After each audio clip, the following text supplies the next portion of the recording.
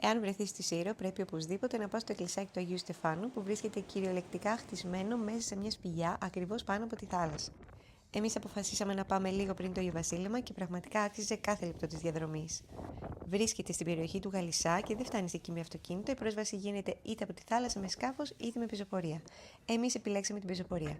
Η διαδρομή περνάει μέσα από το χαρακτηριστικό κυκλαδίτικο τοπίο με βράχια, ξερόχορτα και τη θάλασσα συνεχώς μπροστά σου.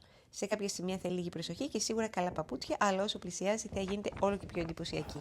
Το εκκλησάκι αυτό είναι πραγματικά ιδιαίτερο γιατί για το χτίσιμό του δεν χρειάστηκε ούτε κανονική οροφή ούτε πάτωμα.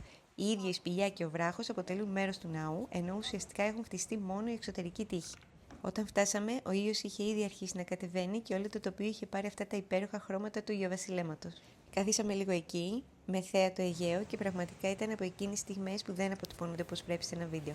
Εάν βρεθείς στη Σύρο, βάλε τον Άγιο Στέφανο στη λίστα σου και αν μπορείς, πήγαινε την ώρα του Ιωβασιλέματος. Είναι εμπειρία.